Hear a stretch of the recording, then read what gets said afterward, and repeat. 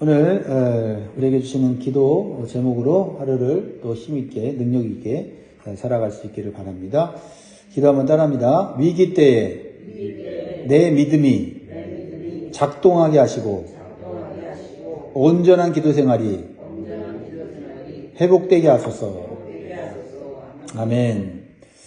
기도하던 사람이 기도를 중단할 때 좋았던 믿음이 점점 약해집니다. 믿음이 좋았던 사람들은 자신의 믿음이 약해지는 것을 잘 모릅니다. 그런데 위기 때에 그 믿음이 어떠한지 드러나게 되죠. 위기 때에 그 좋았던 믿음이 작동하지 않는 것을 경험하게 됩니다. 우리가 좋은 믿음을 추억으로 갖고 있다고 해서 그 믿음이 유지가 되는 것이 아닙니다. 좋은 믿음이 유지가 되는 것은 계속적인 기도의 삶으로 유지가 되는 것입니다. 위기 때에 기도할 수 있는 여유는 믿음이 살아있다는 증거예요. 평상시에 기도해야 위기를 만날 때 기도해야 되겠다는 생각이 들고 또한 기도의 자리에 나올 수 있는 겁니다. 이게 살아있는 믿음이에요.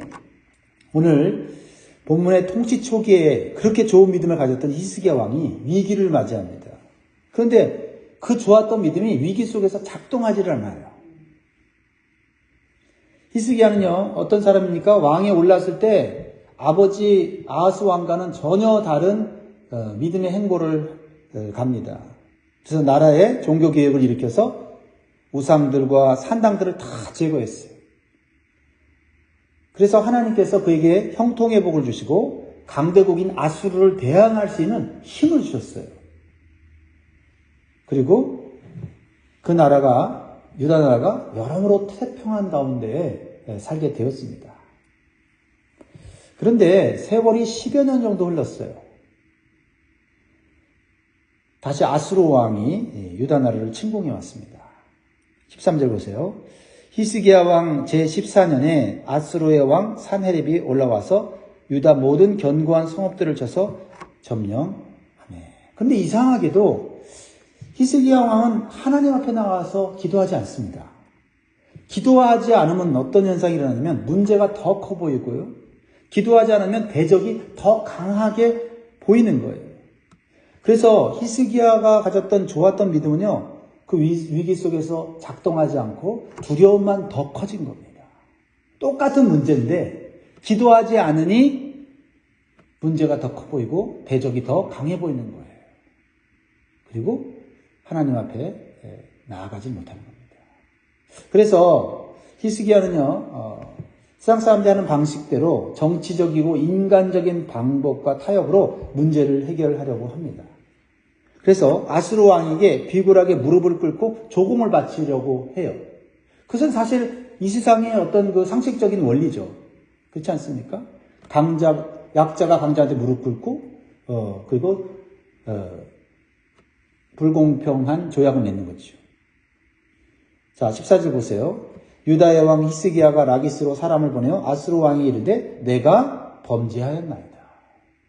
사실 범죄했다 그러면은 우리가 누구한테 범죄했다고 해야 됩니까? 하나님 앞에 범죄했다고 해결해야 되는데 사람인 왕한테 범죄하는 거예요. 그리고 마치 기도하는 것처럼 간구하는 것처럼 말을 해요. 나를 떠나 돌아가소서. 왕이 내게 지우시는 것을 내가 당하리이다 하였더니 아수르 왕이 곧 은 300달란트와 근 30달란트를 정하여 유다 왕 히스기야에게 내게 한지라. 여러분, 우리가 위기 때 하나님 앞에 나아가면 하나님은 그 기도를 들으시고 우리에게 살 길을 열어주셔요. 근데 세상에 무릎을 꿇으면 세상은 잠시 동안의 평안은 주는데 우리 것을 빼앗아 간다는 거예요. 이게 하나님을 찾는 것과 사람을 의지하는 것과 이게 다른 점이거든요. 히스기야는요, 위기 때 먼저 하나님께 기도하는 길을 선택하지 않고 눈에 보이는 좀 더 쉬운 방법을 사용해요. 그게 뭐예요? 강대국 앞에 무릎 꿇는 거예요. 이전까지는 잘 견뎠어요. 이전까지는 저항했어요. 그런데 저 좋은 믿음이 사라지고 말았어요. 기도를 위기 때만 하는 게 아니라 위기 전에 기도를 해야 위기 때 기도할 수 있는 거죠. 아수르 왕이 히스기야의 요구에 더 이상 침공하지 않는 대신에 요구하는 전쟁 배상금이요, 생각보다 엄청나게 큰 액수였어요. 그러니까 은 300달란트는 10톤 가량의 은이에요. 그러니까 1톤짜리 트럭이 10대로 가득 차는 은을 갖다 줘야 되고, 그렇죠? 금 30달란트를 정하여 내게 한 거예요. 평안을 줄 테니, 문제 해결해 줄 테니 돈 내라는 거예요. 이렇게 세상에 무릎을 꿇으면은 더 큰 손해를 보는 거죠. 그래서 믿음의 사람으로서는 해서는 안 되는 일까지 하게 돼요. 15절 16절 보세요. 기가 막힌 일이 생기죠. 히스기야가 이에 여호와의 성전과 왕궁 곳간에 있는 은을 다 주었고, 또 그때 유다 왕 히스기야가 여호와의 성전문의 금과 자기가 모든 기둥에 입힌 금을 벗겨 모두 아수르 왕에게 주었더라.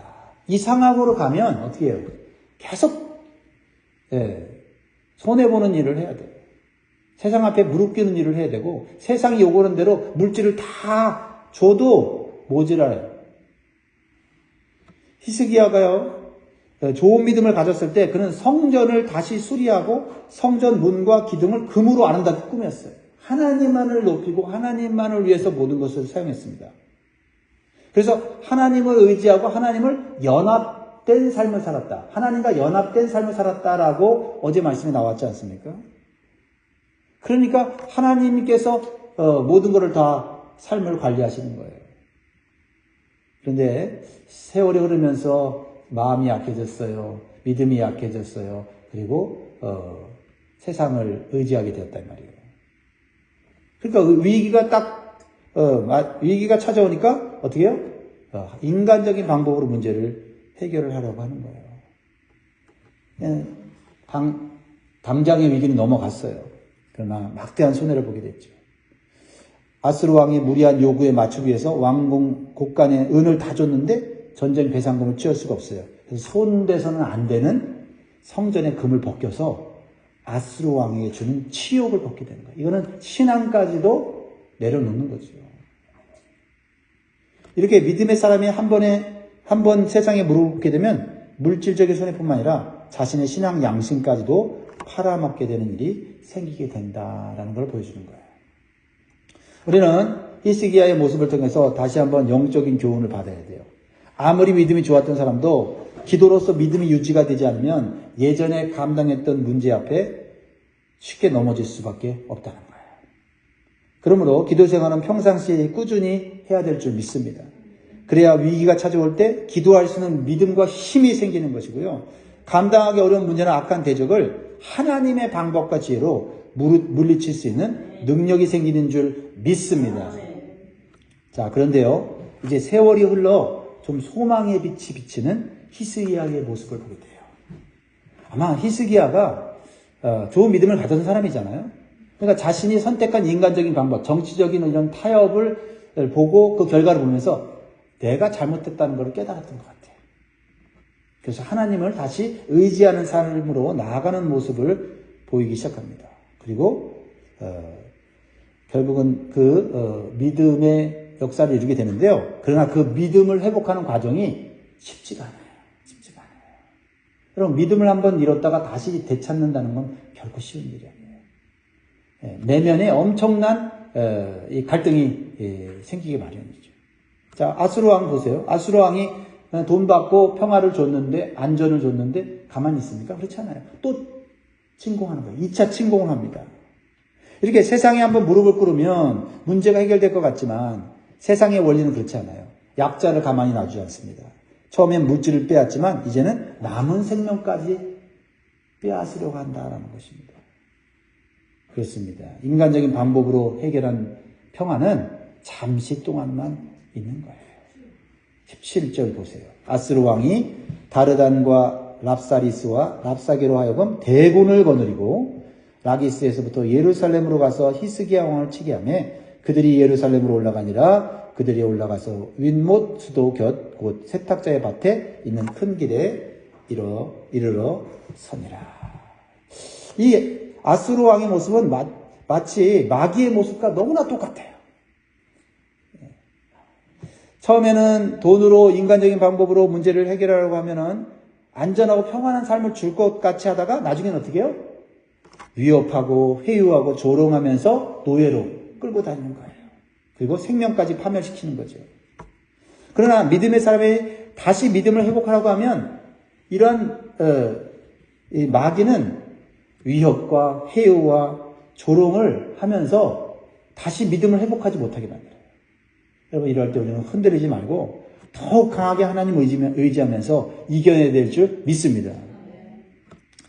아수르 왕의 군대 장관인 랍사게가 대신해서 아수르 왕 사네립의 말을 전하면서 유다 백성들을 위협해요. 히스기야가 이제 믿음을 회복하고 하나님께 나아가 기도하고 하나님을 의지하라고 하면서 유다 백성들에게도 하나님을 의지하자고 얘기를 했던 것 같은데 유다 백성들의 마음을 흔들어 놓는 거예요.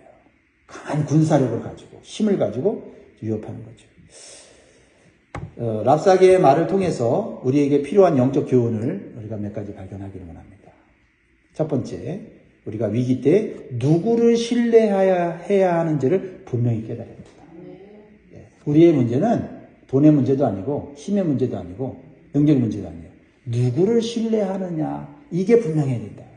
현실을 보고 절망하고 낙심하면 안 된다. 왜요? 그 현실은 정말 육신의 눈으로 볼 때 그렇거든요. 자, 랍사게는 압수르 왕의 말을 전하면서 그럴듯한 말로 백성들의 믿음을 흔들어 놓는데요. 이렇게 말을 합니다. 19절, 20절 보세요. 같이 읽습니다. 시작. 랍사게가 그들에게 이르되 너희는 히스기야에게 말하라. 대왕 아수르 왕의 말씀이 네가 의뢰하는 이 의뢰가 무엇이냐? 네가 싸울 만한 계교와 용력이 있다고 한다마는 이는 입에 붙은 말 뿐이라. 네가 이제 누구를 의뢰하고 나를 반역하였느냐. 여기서 히스기야가 그동안 아수르 왕을 섬기다가 반역한 것 같아요. 뭔가 의지하는 것이 생겼기 때문이에요. 이 랍사게의 말은 히스기야 왕이 무엇을 의뢰하는지 궁금해하면서 무엇을 의뢰하든지 그것은 헛거라고 말을 하고 있어요. 위협하는 거예요.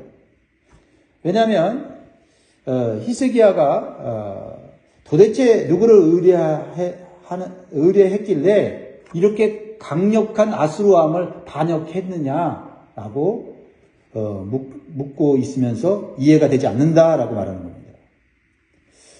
사실 몇 년 사이에 유다 나라의 군사력이 강해질 수가 없어요. 또 겉으로 보기에 부강한 나라가 된 것도 아닙니다. 왜냐면 전쟁 배상금을 엄청나게 지불했잖아요. 그러니까 돈도 없어요.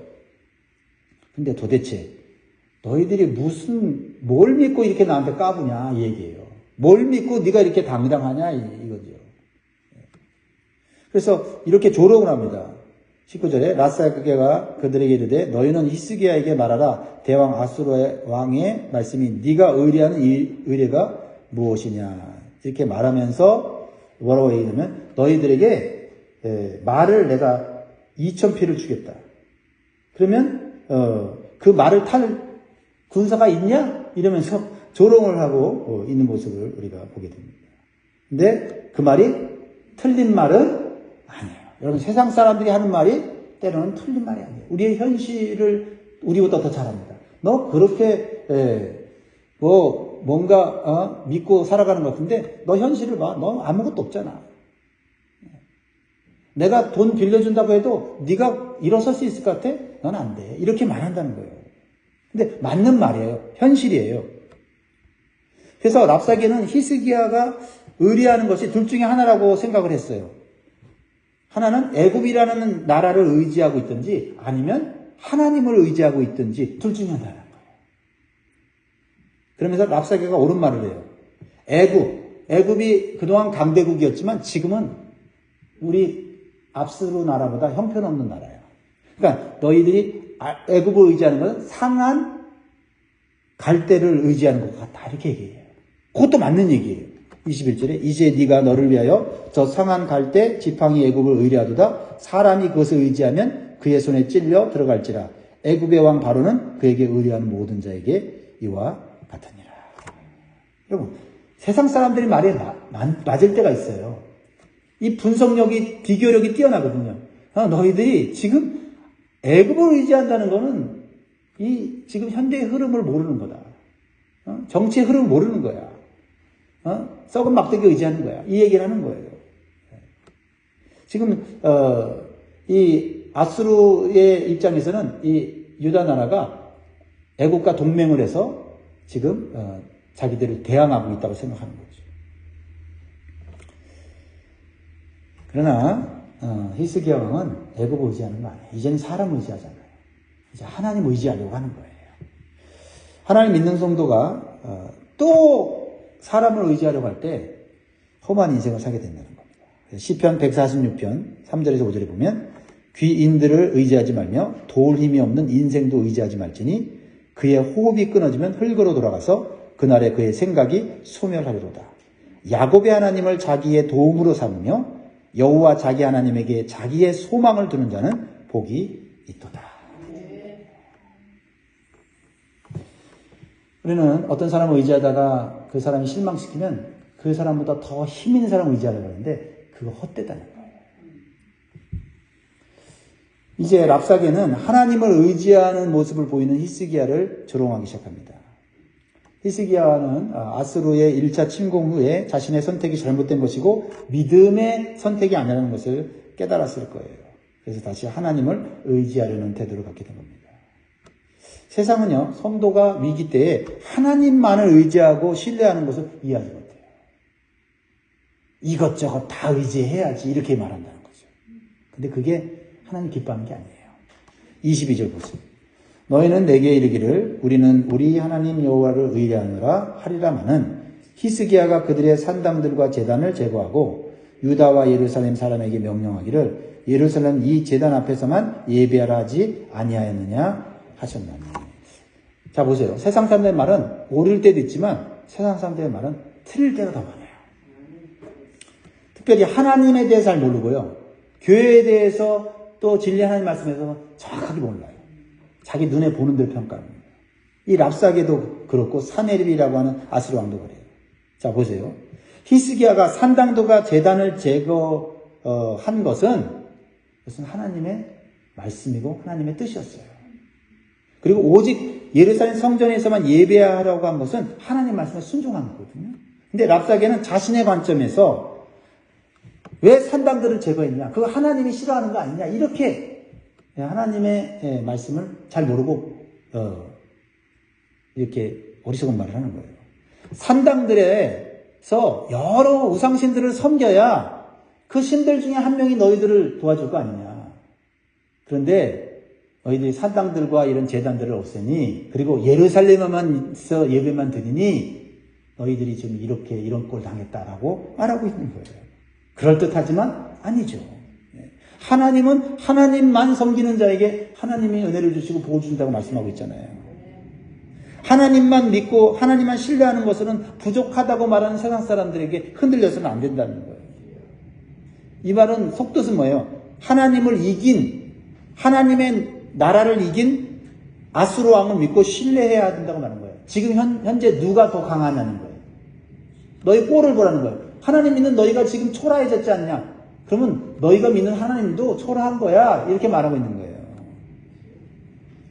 우리는 세상 사람들이 알지 못하고 하나님과 하나님의 진리의 말씀을 모독하는 말을 할 때 결코 흔들려서는 안 돼요. 세상 사람들은 하나님께서 얼마나 위대하시고 능력이 크신 분이심을 알지 못해요. 여러분 나중에 이 사네립 왕, 아수르 왕은 어떻게 됩니까? 뒤에 나오는데요. 하루에 18만 5천 명의 군사를 잃고 철군하여서 아수르로 돌아가요. 그리고 그곳에서 죽습니다. 누가 죽은지 알아요? 아들들한테 죽어요. 이게 하나님의 징계고 심판이었다는 거죠. 하나님이 얼마나 강하시고 위대하신 분인 거를 알지 못하고 지금 까불고 있는 거예요. 하나님의 뜻과 계획은 반드시 이루어지고요. 하나님의 능력을 신뢰하고 나아가는 자에게 그 은혜를 베풀어 주시는 거예요. 그런데 아직 하나님의 뜻과 계획을 모르는 랍사게는요, 하나님을 우습게 여기고 모독하는 거예요. 여러분, 하나님 뜻과 계획도 모르면서 함부로 말하는 세상 사람들 앞에 여러분 결코 흔들리지 마세요. 25절 마지막 오늘 같이 읽습니다. 시작. 내가 어찌 여호와의 뜻이 아니고야 이제 이곳을 멸하러 왔겠느냐. 여호와께서 전에 내게 이르시기를 이 땅으로 올라와서 쳐서 멸하라 하셨느니라 하느니라. 이것은 거짓말이에요. 하나님께서는 아수르 왕에게 하나님의 뜻을 말한 적이 없어요. 하나님의 뜻을 말하는 사람들을 여러분들이 분별해야 돼요. 하나님의 뜻을 말하면서 자기 욕심을 채우고 하나님의 뜻을 말하면서 자기는 하나님의 뜻을 안 따르는 사람들, 그런 사람들 분별해야 돼요. 아수르 나라가 유다 나라를 지금 침공한 건 하나님 뜻이다라고 말하고 있는 거예요. 하나님 믿는 사람들은 하나님 뜻이라고 하면 뜨끔하잖아요. 근데 그 하나님 뜻을 우리는 분별할 수 있어야 돼요. 기도해야 돼요. 말씀을 묵상해서 저 사람이 하는 말이 진실인지 거짓인지, 아무리 하나님 말씀을 말하는 것 같아도 그것이 하나님을 높이고 하나님께 영광 돌리고 또 자신도 하나님 앞에 겸손하게 영광 돌리는 삶을 살지 않으면 그 사람의 말은 이중적인 말인 거예요. 마귀는요, 거짓말을 하면서 그럴듯한 하나님의 뜻과 말씀을 가지고 교묘하게 성도들을 넘어뜨린다는 사실을 기억해야 돼요. 그래서 우리는 세상 사람들이 또 잘못된 믿음을 가진 사람들이 하나님의 뜻을 말하면서 우리의 신앙을 흔들어 놓는 것을 깨닫기 위하여 우리는 영적 분별력을 위해서 기도해야 될 점이 있습니다. 오직 하나님만 의뢰하라고 한 그 말씀만 붙잡아야 돼. 다른 것은 우리가 다 허튼 것입니다. 우리 현실이 비록 힘이 없고 연약한 상태에 있더라도 하나님만을 의지하면 하나님께서는 우리의 강함이 되시는 줄 믿습니다. 다윗이 거대한 골리앗을 물리칠 때 그의 육체적인 힘으로는 도저히 이길 수 없었어요. 그게 현실이에요. 하지만 이 다윗은 자신을 보고 나간 게 아니라 하나님을 보고 나갔고 하나님의 이름을 가지고 의지해서 싸울 때 그 싸움은 다윗과 골리앗의 싸움이 이제 하나님과 골리앗의 싸움으로 된 거예요. 이게 기도입니다. 기도는 내가 문제를 해결하던 것을 하나님이 이제 문제를 해결하도록 맡기는 거예요. 그래서 우리가 하나님을 의지하면 우리의 약함이 오히려 강함이 되는 거죠. 그래서 사도 바울도 자기가 약해질 때 이렇게 얘기했어요. 고린도후서 12장 10절에 그러므로 내가 그리스도를 위하여 약한 것들과 능력과 궁핍과 박해와 곤고를 기뻐하느니 이는 내가 약한 그때에 강함이라. 내가 약함으로 나를 의지하지 않게 되고 내가 없음으로 나를 의지하거나 내 환경을 의지하지 않고 오직 하나님을 의지하니 오히려 더 강해지더라. 사랑하는 성도 여러분, 우리는 기도하지 않으면 우리의 좋은 믿음이 유지되지 않습니다. 좋은 믿음의 추억으로는 세상을 이길 수 없어요. 마귀를 이길 수 없어요. 좋은 믿음이 위기 때에 작동하도록 우리는 매일 기도하고 또 하나님을 의뢰하는 삶을 살아야 될 줄 믿습니다. 기도하겠습니다.